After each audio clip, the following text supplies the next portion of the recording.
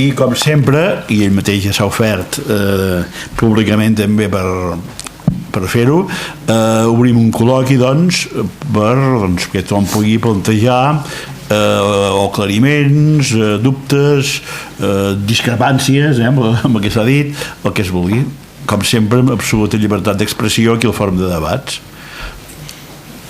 Demaneu la paraula. A veure, si veig que hi ha molta gent que demana la paraula, doncs a veure, un per un. Sí, 1, 2, 3, 4. Sí, comencem per aquí, doncs, potser. Sí, em sent? Sí.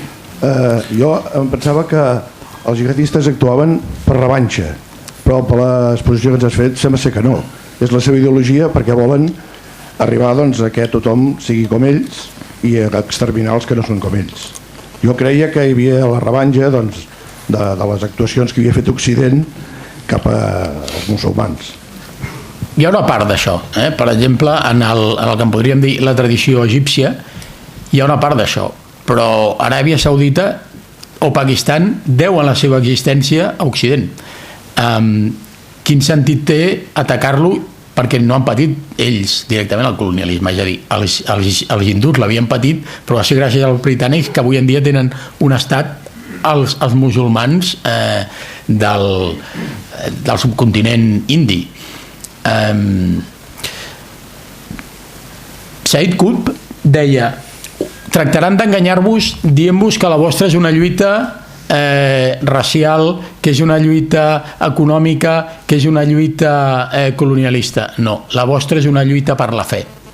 És a dir, les actituds individuals, el per què cada un dels diferents individus s'assuma aquesta ideologia pot tenir diverses raons, però al darrere hi ha una ideologia d'odi que aconsegueix triomfar entre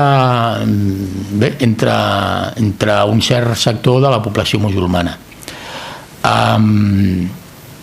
El mateix Bin Laden no tenia ell personalment cap raó per odiar Occident, més aviat tot el contrari.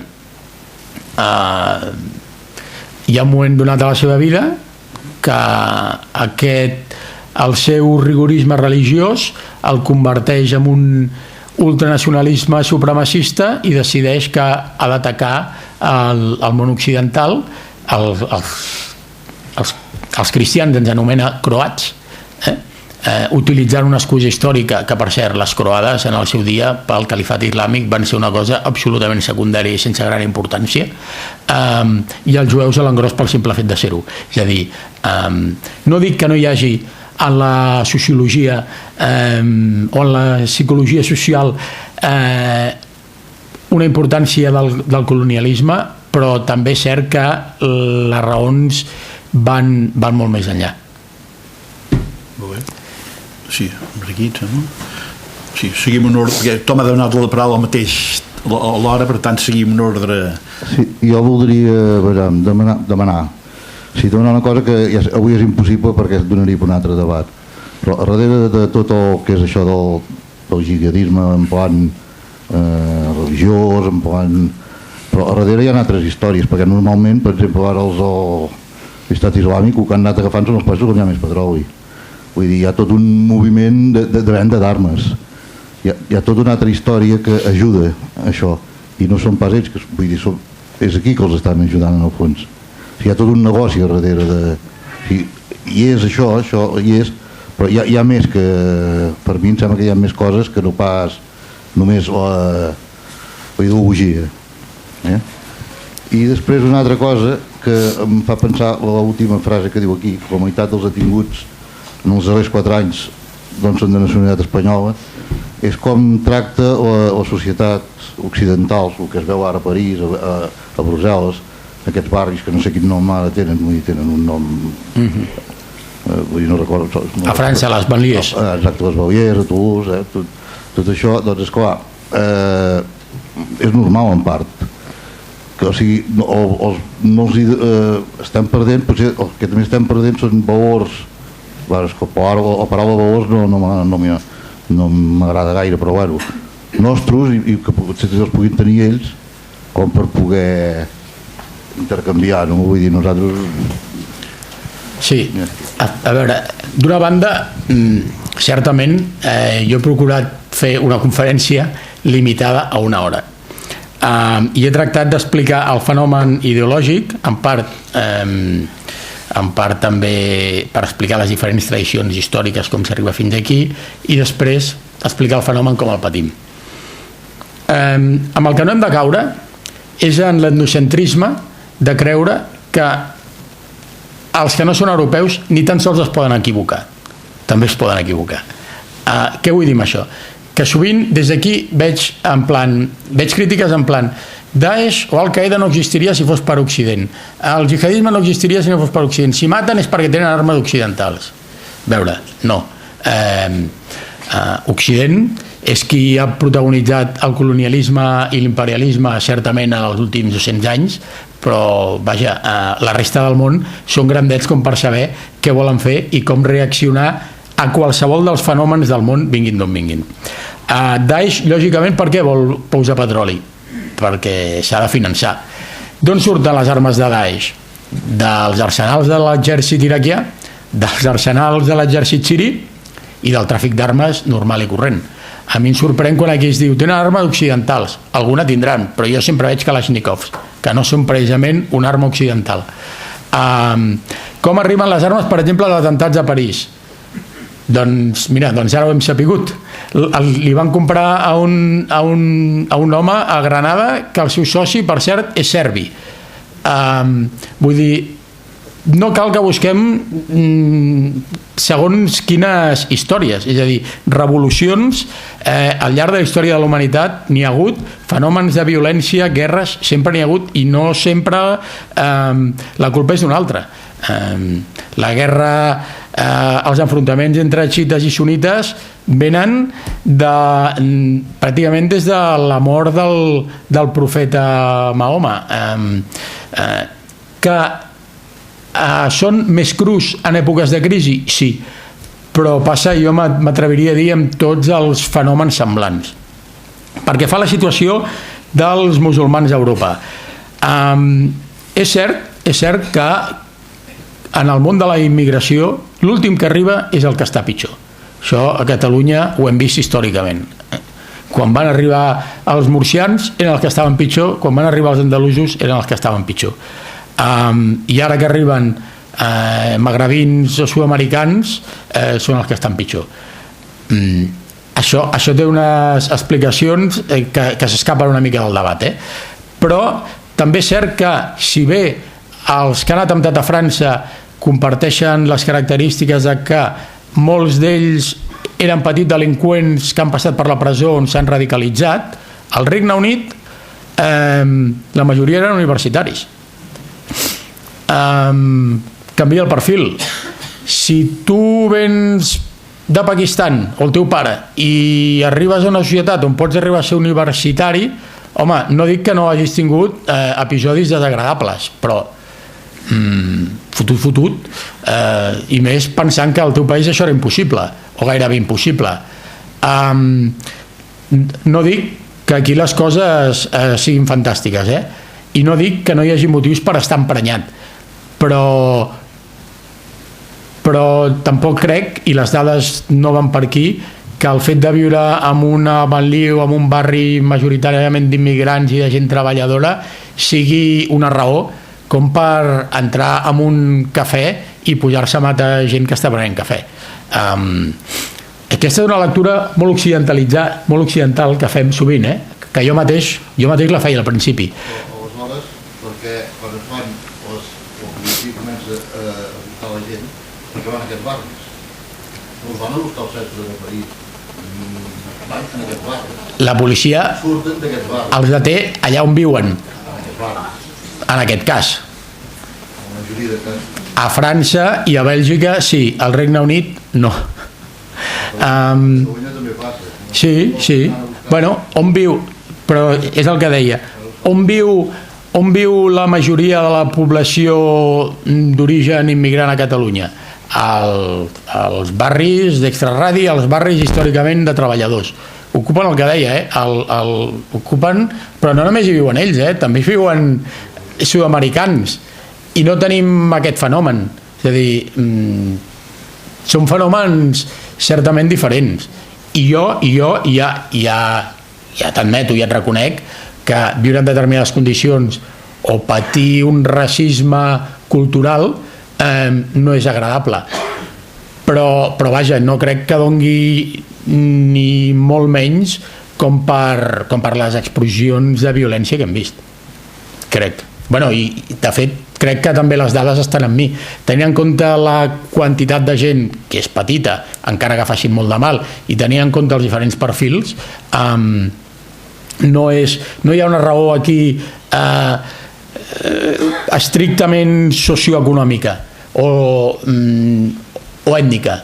Hi ha una raó d'una ideologia, per exemple els conversos, no? Els conversos, com pot ser que algú es faci musulmà i al cap de 2 anys estigui enquadrat en una cèl·lula jihadista?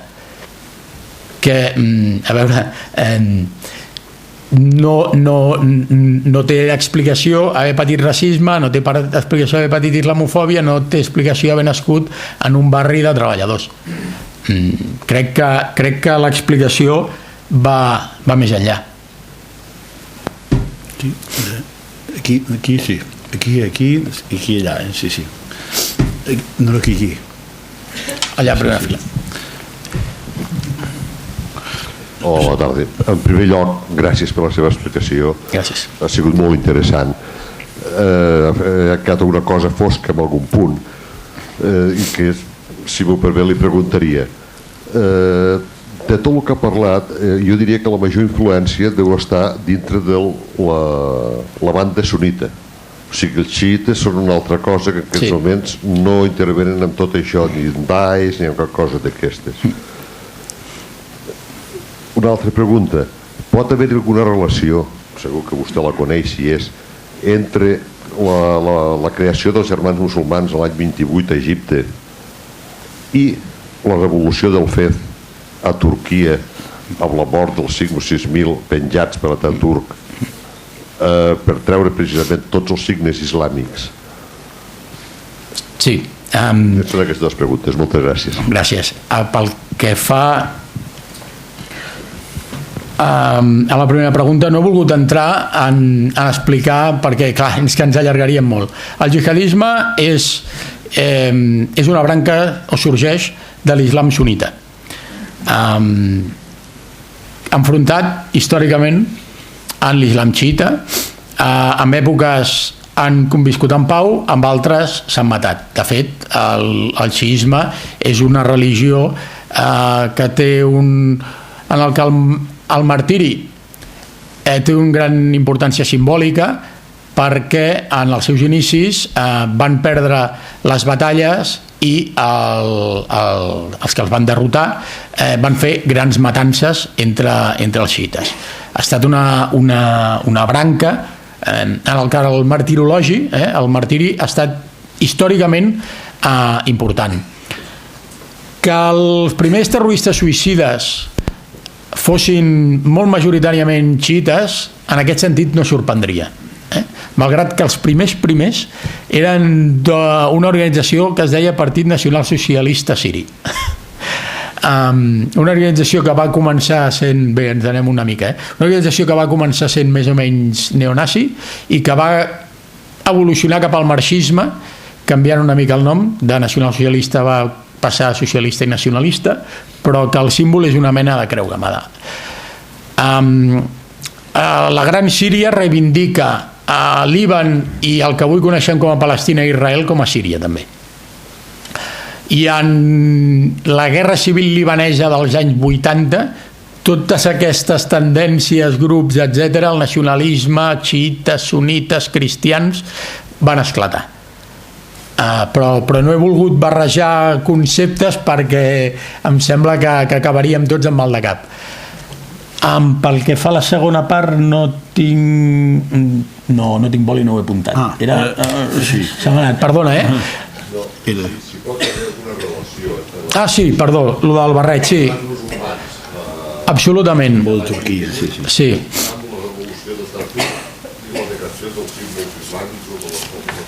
Absolutament. Els germans musulmans neixen com a reacció, bàsicament, a la presència britànica a Egipte i el procés d'aculturació que pateixen en la societat tradicional egípcia i com a reacció a la fi del califat a Turquia.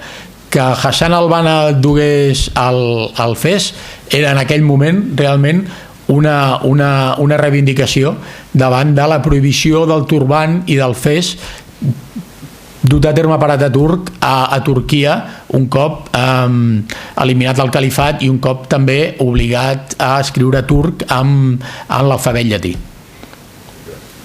Per tant, la reacció tradicionalista, nacionalista en la gestació dels germans musulmans ja hi és. La posterior evolució, radicalització i profundització ideològica d'aquesta primera reacció primigènia en bona part explica també el jihadisme. Molt bé. Després, sí, allà i allà, després sí.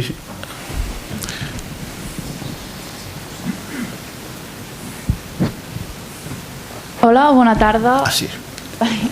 Se sap que el Daesh, com bé heu dit, són islamistes sunites. M'agradaria saber si dins d'aquests sunites del Daesh són de majoria wahhabita o només són una minoria. I després l'altra pregunta seria, el Daesh prové d'una branca, va néixer d'Al-Qaeda. La gran diferència seria que el Daesh recolza aquest takfir i Al-Qaeda no? O quina seria la gran diferència entre els dos? El concepte, l'aplicació del concepte de takfir és jihadista en si, perquè ens entenguem. Per tant, totes les organitzacions jihadistes el tenen assumit ideològicament. Per tant, tant Al-Qaeda com Daesh, com Boko Haram o com Al-Shabaab, per dir-ho així, ho apliquen. La diferència entre Daesh i Al-Qaeda és una diferència estratègica. Daesh ha tirat pel dret per l'alliberament o per la recuperació d'un territori per aplicar la xaria i posteriorment, com hem vist, ha dut a terme atemptats a nivell internacional, ha fet a més una renovació del missatge d'Al-Qaeda, l'ha posat al dia amb els famosos vídeos que veiem, i finalment ha fet un pas simbòlic molt important, que s'ha autoproclamat califat. Que el califat pel musulmà, per dir-ho així, normal, té una gran importància simbòlica històrica. És el govern islàmic que succeeix al profeta de l'islam, el profeta Mahoma. Que algú s'hagi autoproclamat profeta és un pas endavant, una modernització més de la que dèiem que comporta el jihadisme. Però ja et dic, les diferències són bàsicament estratègiques, més que ideològiques, o personals. Ayman al-Zawahiri, actual número 1 d'Al-Qaeda, volia governar tot el que en podríem dir món jihadista, i l'actual autoproclamat califa de Daesh s'hi va enfrontar i es va autoproclamar califa, que és la forma de situar-se simbòlicament per damunt de l'emir d'una organització més. Pel que fa als wahhabites, la gent que s'uneix ve de diferents tradicions, fins i tot ve de diferents tradicions, que és un altre terme o un altre camp en el que no he volgut entrar, ve fins i tot de diferents tradicions de les escoles de jurisprudència islàmica. No són wahhabites en el sentit de que el wahhabisme és estrictament conservador, i el wahhabisme bàsicament el que busca és donar suport a un règim que faci com el saudí o com la resta del Golf, que tinguin una societat on s'obliga a la gent a tenir una vida veritablement musulmana.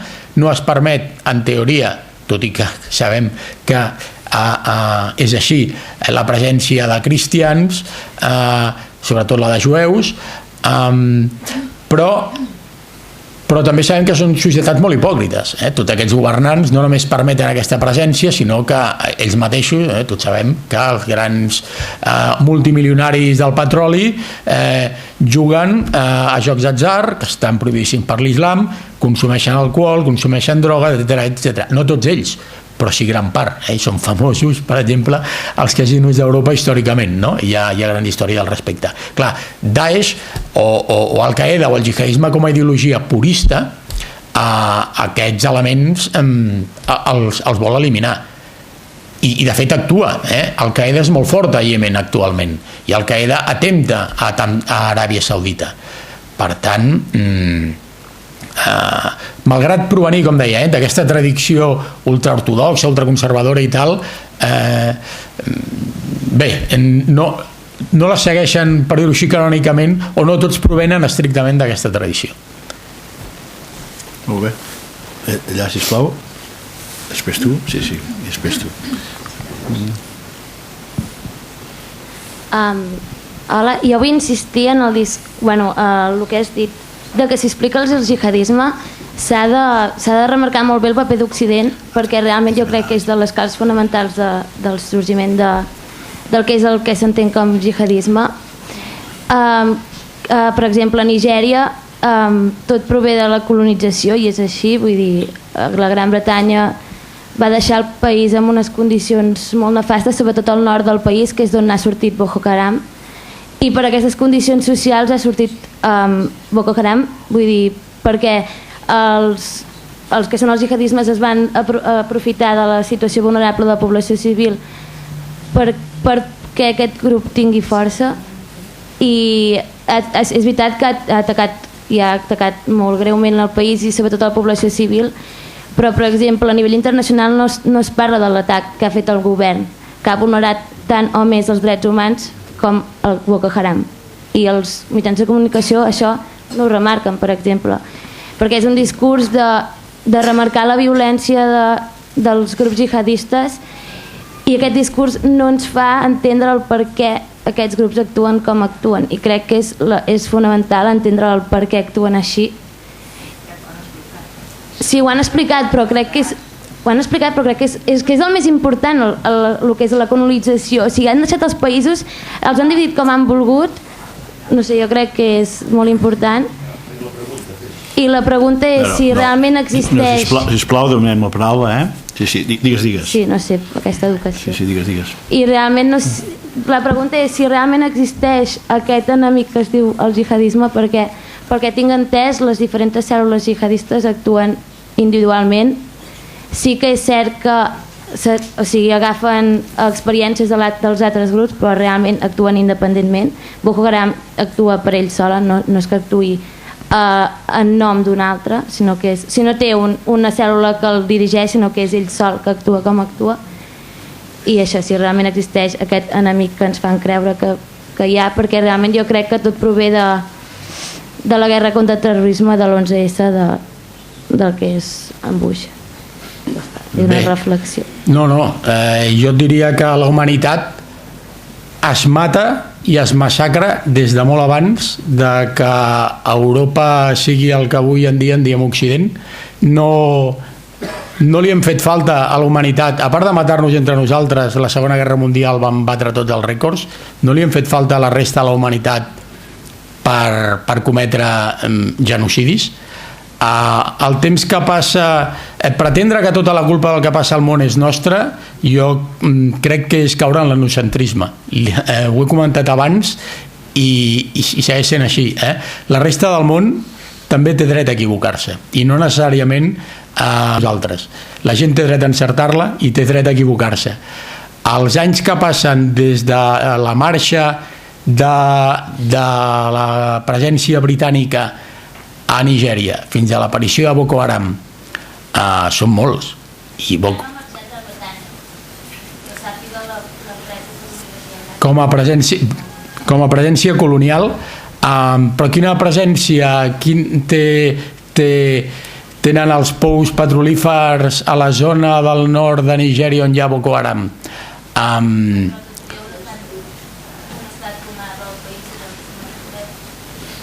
Si és així, per què no hi ha aquest grau de jihadisme en altres zones del món islàmic o musulmà? Jo repeteixo, si vols donar-li la culpa de tots els mals del món a Occident, estàs en tot el dret de fer-ho, però crec que erraràs en el diagnòstic, i si erres en el diagnòstic, és una opinió tan respectable com la teva, si erres en el diagnòstic no arreglaràs el fenomen, em temo. I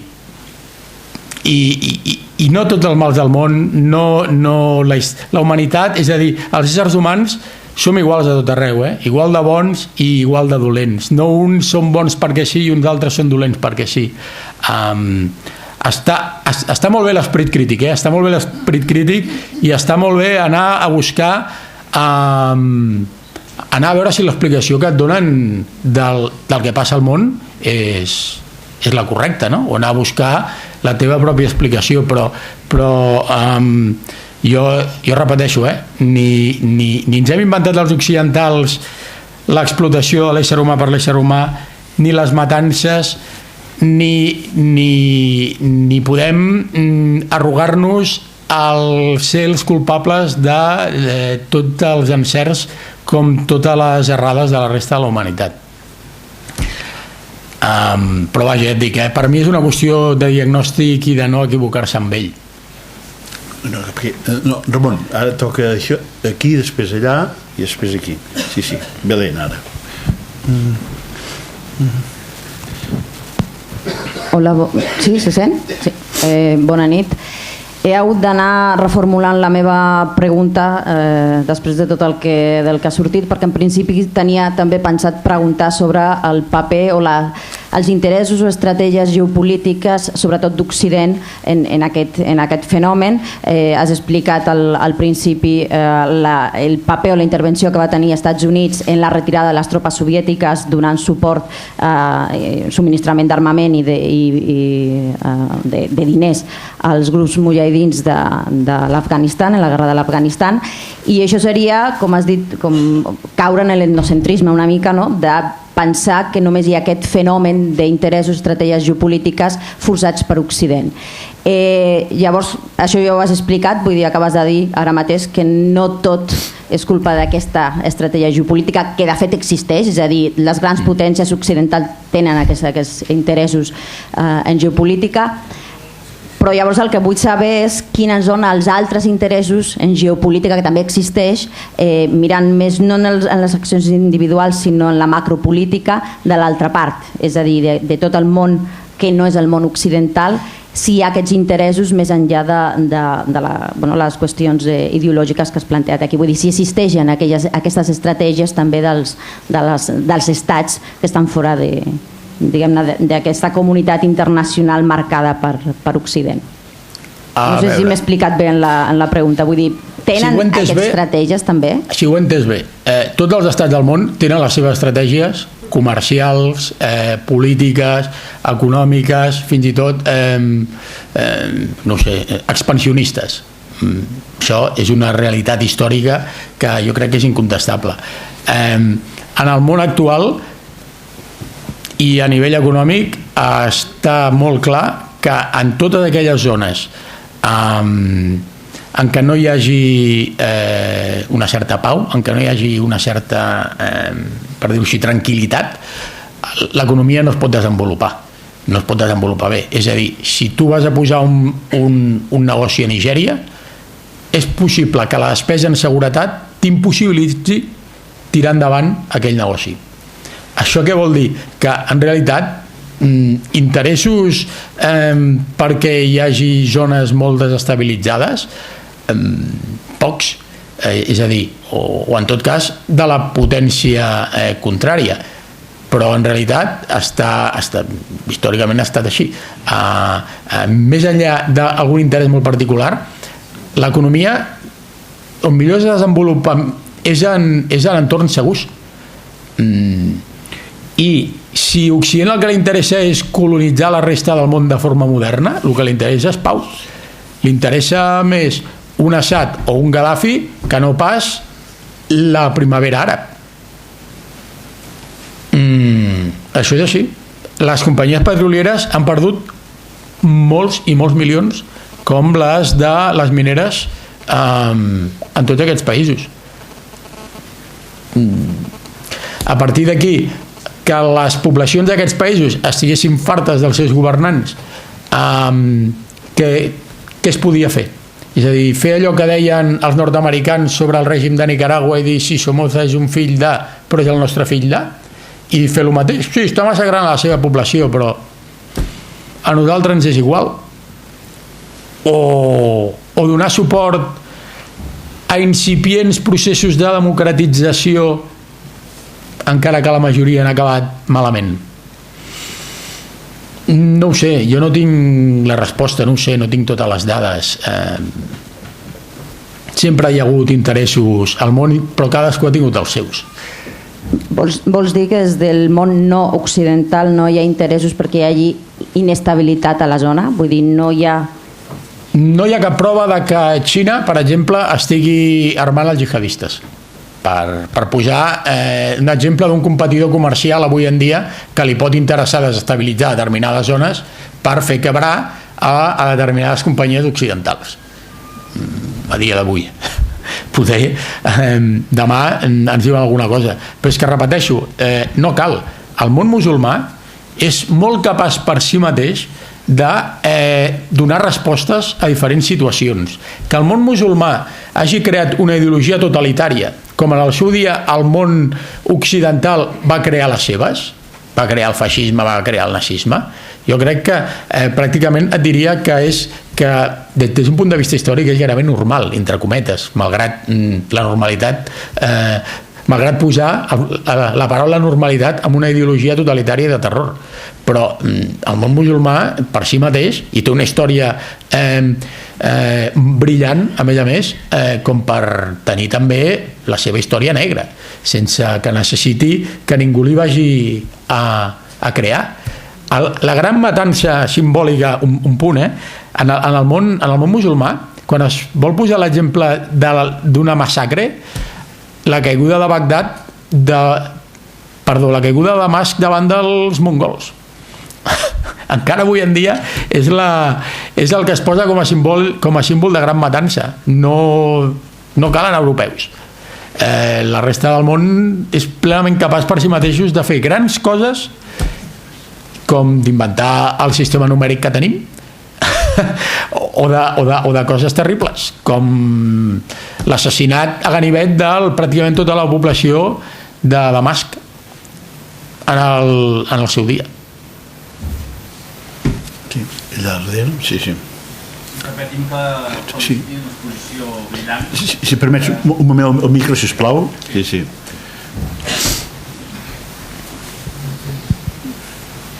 Sí, gràcies. Felicitar-lo per l'exposició tan clara i brillant. Un plaer escoltar-lo. Un parell de preguntes, o una pregunta amb un parell d'aspectes, en referència al que alguns analistes o teòrics han considerat que és la tercera generació del jihadisme.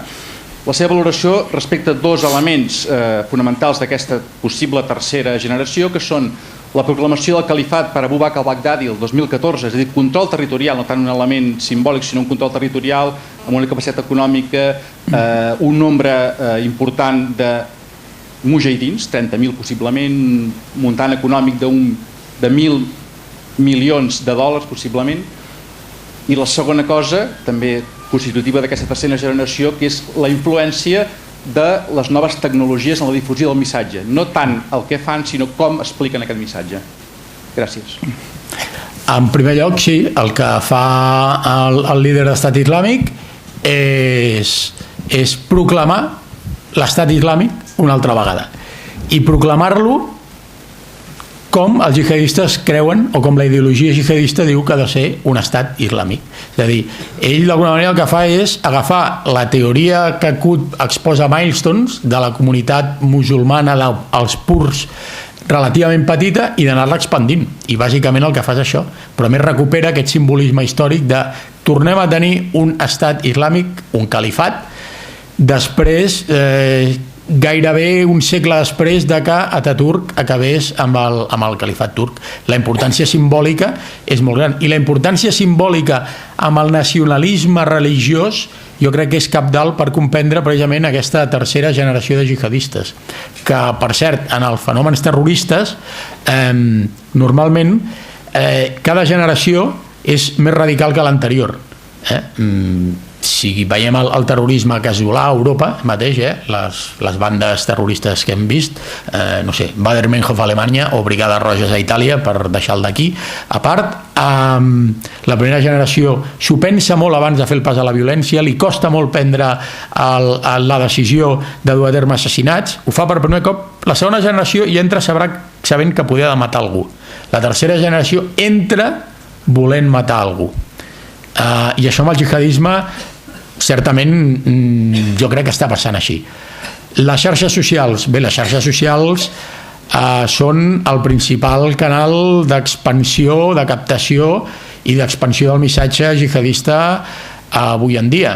De fet, ells van ser ja molt intel·ligents. Qui recordi els anys 80 i 90, la quantitat de vídeos i de cassets que ja corrien en determinats ambients, els que es podien veure en els mercats i mercadillos dels països musulmans, amb discursos, etc. És a dir, l'islamisme radical i posteriorment el jihadisme han estat capaços d'utilitzar els mètodes més moderns per dur a terme, per fer arribar el seu missatge a la majoria de gent. De fet, avui en dia la radicalització es fa a casa amb un ordinador, és a dir, qui vol consumir jihadisme l'únic que necessita és un ordinador i connexió a internet, i pot veure tots els vídeos de Daesh, té a la seu abast tota la literatura, tota la propaganda en vídeos que vulgui amb un ordinador a casa. I això és preocupant, perquè mai a la vida havia estat tan fàcil radicalitzar-se, mai a la vida havia estat tan fàcil autoradicalitzar-se, i amb tants mitjans, i a més podem fer-ho també en fòrums que sovint són perseguits per les forces de seguretat i tancats, com determinats perfils a Facebook o a Twitter, però mentre funcionen, perquè ens entenguem, i difonen el seu missatge, i són llocs també de trobada. I clar, és un repte, perquè és impossible, o fas com Corea del Nord, o que no crec que ningú vulgui, o és impossible controlar tot això. Llavors, pel que jo sé, les forces de seguretat, la policia està avui en dia treballant molt sobre xarxes socials per detectar fenòmens de radicalització i per saber qui escampa missatges d'odi, etc. Complicadíssim, és un món inabastable. Sí. Ramon, aquí, aquest senyor. Sí. Escolti'm, potser no entra en el tema i llavors vostè ho decidirà. Estic molt preocupat per aquests pobres refugiats, que en definitiva també, vull dir, són àrabs, i que ningú se'n preocupi. I s'hi veuen molts nens, inclús l'Església, tot i que la setmana passada el Sant Pare, ell sí que es va expressar, em fa una mica de cas omís. Sí, miri, això em permet dir una cosa que no he dit al llarg de la conferència, i és que aproximadament el 90% de les víctimes del jihadisme són musulmans. Això és una altra cosa que s'ha de tenir sempre molt en compte quan es tracta aquest tema. La immensa majoria de víctimes són musulmans, i tots aquests refugiats fugen en part d'una guerra civil que esclata perquè hi ha un règim dictatorial que ha dut a terme massacres de 20 i 30.000 persones als anys 80, sospitosa d'haver fet servir armes químiques, però també fugen dels jihadistes. Això és cert. Ara, més enllà del drama humà, si em permetrà que no entri a dir el que penso jo del tema, què faria, etc., perquè realment ens aniríem molt del tema. A veure, sí, allà, sí. Si m'ho permeten, li voldria fer un comentari amb aquesta noia que parlava de Nigèria. Jo hi he anat en aquella zona a finals dels anys 80 i he anat 3 o 4 vegades. La zona de Maiduguri al nord era la zona Hausa, bàsicament ramaders, era Maiduguri, Kaduna, Sokoto, Kano, i era un lloc on la presència anglesa ja pràcticament no s'hi notava. Estic parlant de finals dels 80, feia uns 30 anys gairebé que els anglesos havien marxat, i el que sí hi havia era una enorme violència entre ètnies i entre religions, sense necessitat de que ningú demanés res ni que hi hagués un Boko Haram. Vull dir, allà cada 6 mesos aproximadament hi havia una matança, o bé en una mesquita o bé en una església, i s'anaven alternant. I el govern central l'únic que feia en aquells moments era intentar parar-ho de la millor manera possible, matant la menys gent. Per tant, vull dir, el que deia de Nigèria i si influïen els occidentals, a mi em sembla que els occidentals, si alguna cosa van fer allà, va ser bona cosa. El moment que van marxar va començar una famosa guerra que no sé si recordeu, la guerra de Katanga entre Ibos i Hauses, que va produir una sèrie de destrosses i d'horrors terribles durant molts anys, cap als anys 60. I llavors, si em permet, li voldria fer una pregunta. Com veu la progressió de l'islamisme o la possible progressió de l'islamisme a Turquia? Preocupant. Preocupant perquè Turquia no era precisament una democràcia, però sí que era una societat, com ho diria, moderna, tot i que la paraula poder no és la més correcta. Era una societat on les llibertats, per exemple, la situació de la dona, comparada amb la resta del món musulmà, era, i encara és, molt bona, molt igualitària, no hi ha lleis que les discriminin especialment, i aquesta reislamització, diria no religiosa sinó política, perquè aquí és on jo veig preocupant, una reislamització religiosa feta una reislamització política, malgrat que lògicament no deixa de ser un fet religiós, i en cert punt imposat des de dalt és molt preocupant. Jo crec que és preocupant sobretot pels mateixos turcs, no? Que era una societat on no hi havia grans llibertats, però Déu-n'hi-do, i que estan anant enrere. Jo personalment no conec Turquia, però el que em diu la gent és que hi ha símbols al carrer com d'una major presència de la religió en l'àmbit públic, no? Això, per exemple, això és preocupant en molts punts. Per exemple, Egipte, no? Egipte, els joves que estaven a Tahrir demanant fer fora Mubarak es van trobar que al cap d'un any estaven demanant fer fora els germans musulmans i que tornessin els militars, perquè, com em va dir una vegada un periodista palestí, i és una d'aquelles veritats que fan por, diu: prefereixo una dictadura com la d'Assad, que si no em fico en política puc fer la meva, que un règim religiós que se'm fica a casa i em diu què he de fer dintre de casa meva. I això és terrible, però és tan terrible com real, i ho hem vist a Egipte. I en canvi Turquia està anant una mica amb la direcció contrària. Per cert, un punt al tema africà: el genocidi de Sudan del Sud l'ha fet Sudan del Nord. Vull dir, un petit apunt. Aquí, sí. Sisplau, Vicenç, el micro, sisplau. Sí. Bé, molt interessant. Sí, molt interessant l'exposició, però jo tinc una cosa que no acabo de veure clar, i és, en principi, doncs ha sigut una sèrie de, a l'època, diguem, anterior a la de Bin Laden, era una societat clandestina, amagada, i mai va parlar de fundar immediatament, possiblement, un califat.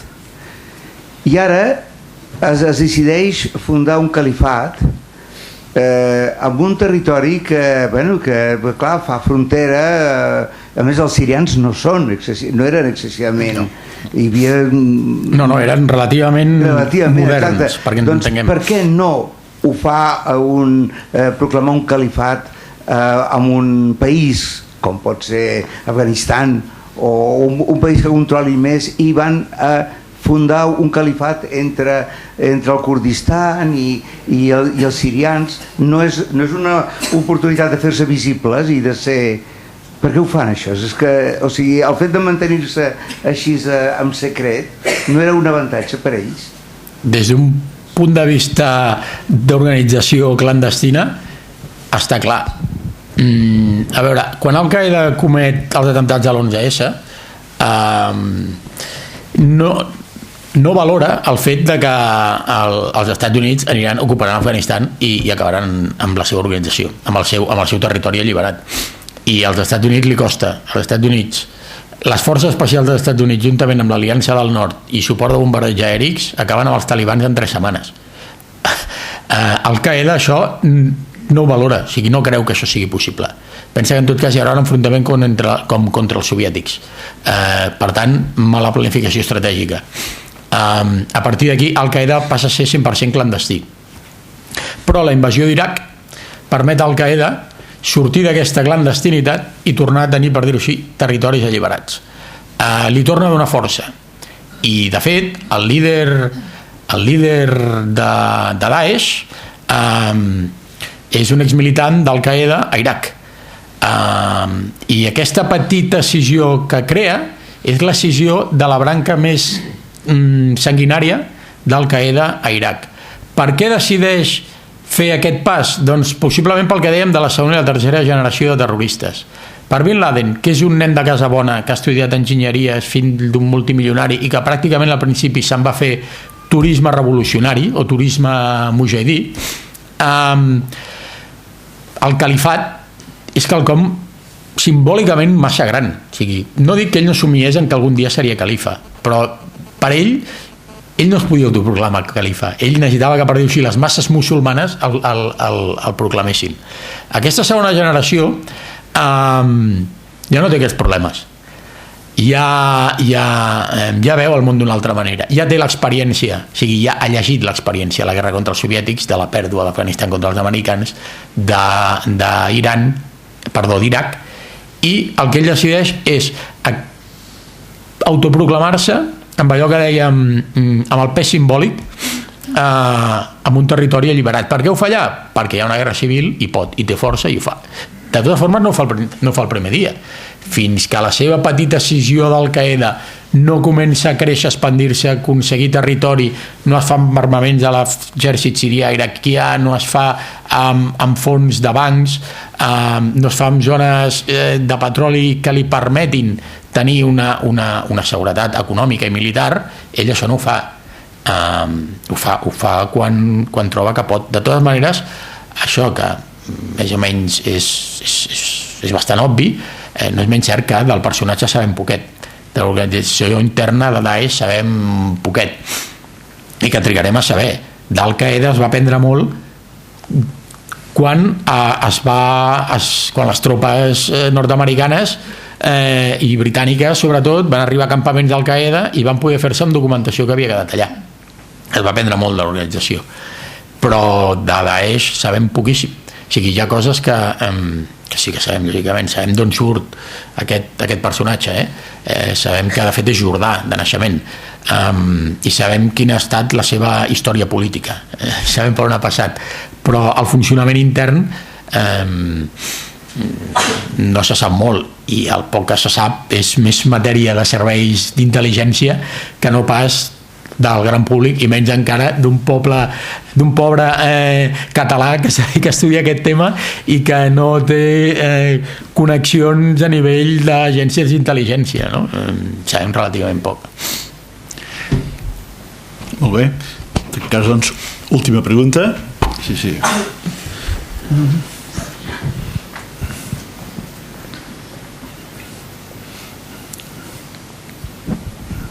Felicitats per l'exposició. Gràcies. Volia dir una cosa.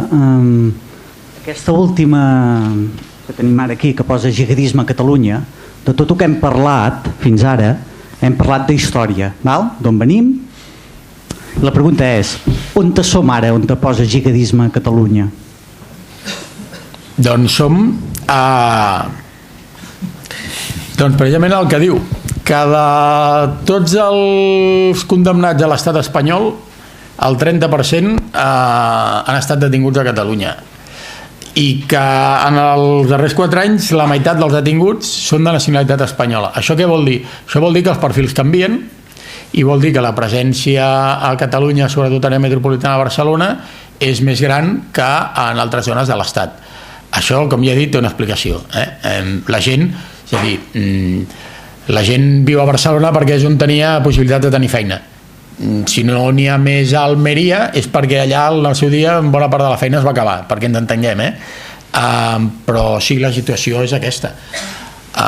Barcelona, no oblidem tampoc, està al mig de la via històrica d'anar d'Àfrica a Centre Europa. Els romans ja passaven per aquí, romans i cartaginesos.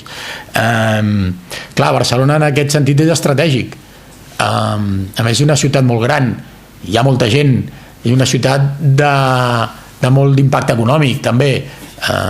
Bé, en aquest sentit, en la nostra capital li ha tocat estar en un lloc davant d'aquest fenomen,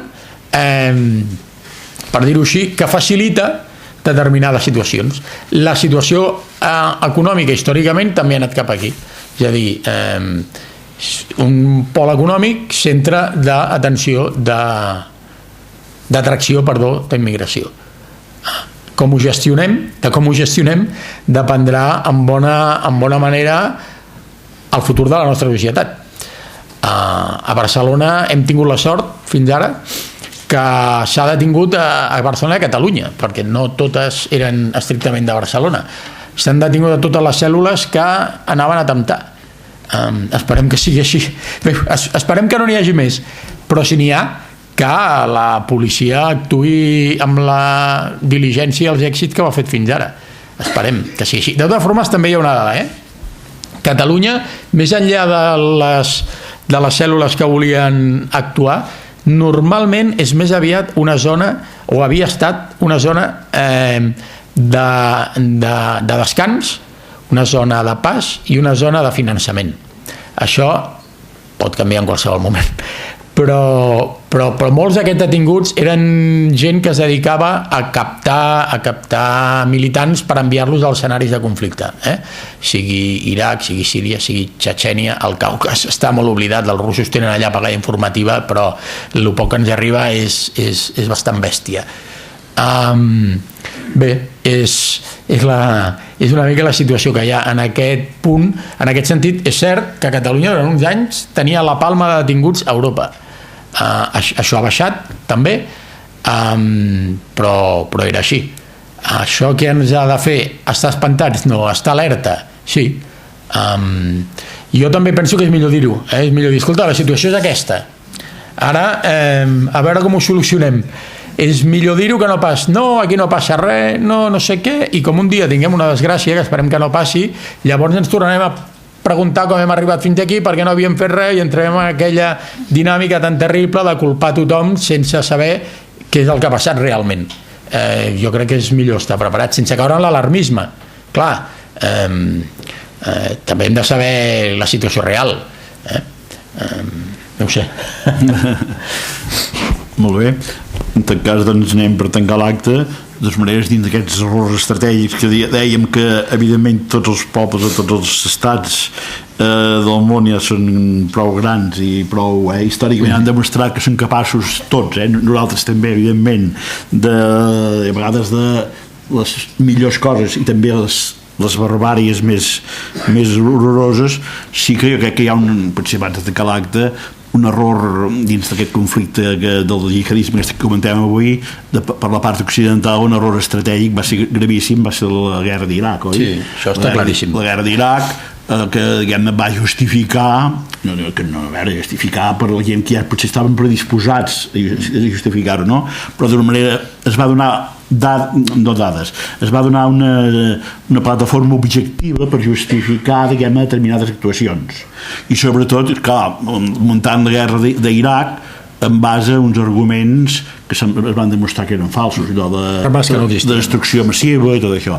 Per tant, aquí sí que hi ha un error d'Occident gravíssim, em sembla, que ha ajudat, dic, no és pas tota l'explicació, però potser ha ajudat a desenvolupar aquest fenomen.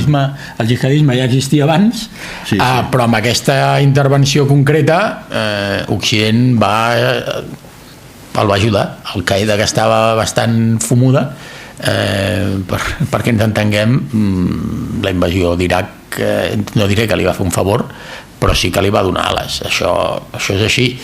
El que tampoc podem fer, trobo jo, és, com he vist alguna vegada, autoflagelar-se contínuament per això, o justificar matances per allò, perquè si comencem a justificar matances perquè tu has fet això i tu has fet l'altre, la humanitat ens matarem tots amb una mena de vendetta sense fi que no anirà enlloc. En tot cas, el que hem de fer és reparar en la mesura del possible els errors i no repetir-los, però si entrem en venjança i contravenjances no ens en sortirem mai. No acabarem mai.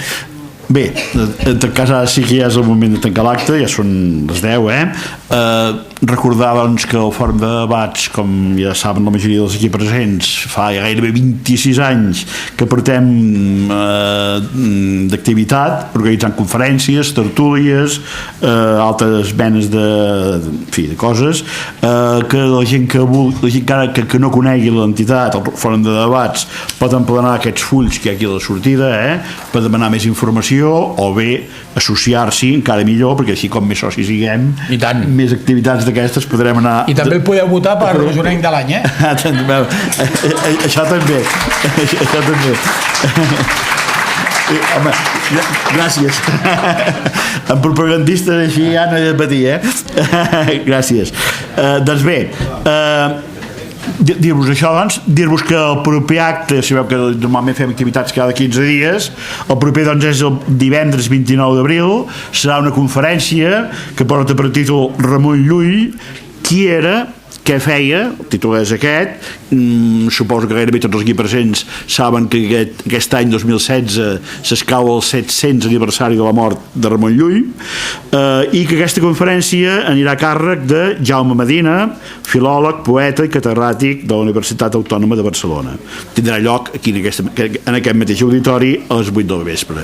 Tothom hi està convidat, com és lògic. Finalment, doncs, agrair avui la presència de tothom aquí i molt especialment del doctor Jofre Montoto per la seva magnífica exposició. Gràcies per convidar-me. Moltes gràcies. I gràcies per aguantar-me durant 2 hores.